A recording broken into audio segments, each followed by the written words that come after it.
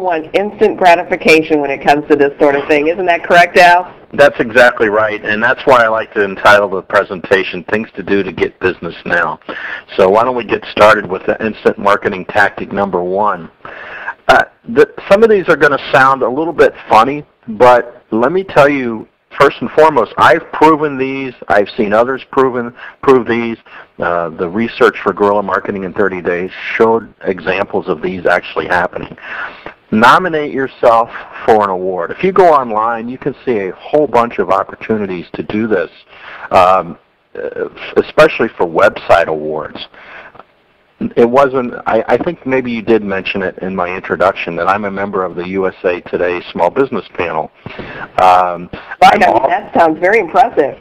Well, everybody that's listening can do the same thing by just going to the USA Today website and signing up for it.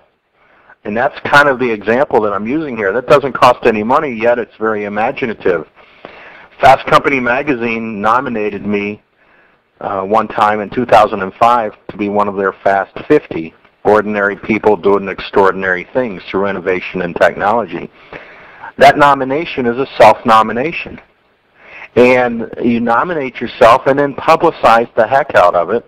Publicize the award if you win any subsequent award to that, and use it in things like your bio. Use it in things like your introduction. Make a big deal about it because it gives you tremendous credibility, and it really makes you very marketable to your target market. So I really like this one, especially because it's free. So nominate yourself for an award. And you can go online and type into a search engine business awards or small business awards or website awards or any kind of functional awards like speaking award or something like that. And many times find things that take self-nominations. And probably a good thing to point out here is don't be shy about nominating yourself, right? Absolutely. That's the name of the game. Nobody's going to blow your horn more than you. And once you do that, make sure you publicize it. Make sure you let the media know what's going on. And that's a pretty good segue into this instant marketing tactic number two.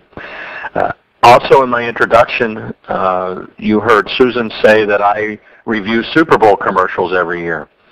I help a lot of businesses find news events or find current events that they can tie themselves to as experts, and then let the media know that they're available to make comment, and then they usually get an interview or they get a mention in a newspaper or things like that. I was helping so many businesses do this, I said to myself one year, "Self, you better be doing this for yourself." And I said, what's going on in the marketplace right now? What's going on in the news right now? What's current right now that's related to me? And I'm in the marketing business, so I said, what's related to marketing? And I came up with the Super Bowl commercials one day. I said, all these Super Bowl commercials that people talk about before and after the game, during the game, sometimes more than the game itself, is related to me. So I can be an expert, offer to review those, and send a press release to radio stations all over the country saying, Guerrilla Marketing Expert available to review Super Bowl commercials the day after the Super Bowl. And lo and behold, I get on the radio. The first year I did that, I did maybe 2 or 3 radio interviews. The second year I did maybe 5 or 6. This past year, my whole day on Monday and some into Tuesday was booked doing Super Bowl commercial reviews on the radio at radio stations all over the country, and I did those from my home over the telephone. It was a great way to get exposure, to get awareness. I did subsequently get business as a result of it. Everybody on the call can find one of those news stories related to their business. I use the USA Today newspaper. There's always something in there. If anybody on the call is related to the financial business, interest rates are always going up or always going down. They can comment on that as an expert. I tell chiropractors and massage therapists and anybody related to that type of business to comment on these 10K runs and these half marathons and these Avon walks that communities are always having. You can offer yourself as an expert to editors and reporters to talk about things like stretching exercises before the walk or before the race. And typically what happens is these editors or reporters will want to use your name to substantiate what they're writing about, or they may even call you to interview you. So that's what I mean by saying tie yourself to a news or a current event, a news story or a current event situation, because editors and reporters love to substantiate their stories, and they love to be credible by quoting experts. And everybody on the call listening is an expert of some sort in something. It's okay to say that. It's okay to use that. People like to listen to experts. People like to buy from experts. And you can substantiate that in a news story. Before we go too much farther, Al, John has a question. I know you mentioned the USA Today website, but are there any places that you could go to nominate yourself for particular awards? Any quick suggestions you might have? I go into a search engine and type in self-nomination awards, and sometimes you can find them. I know that many websites allow that, and you can type in website awards and find some that way. But I don't know of any particular sites. I just use a search engine to guide me through that. Shall we move on?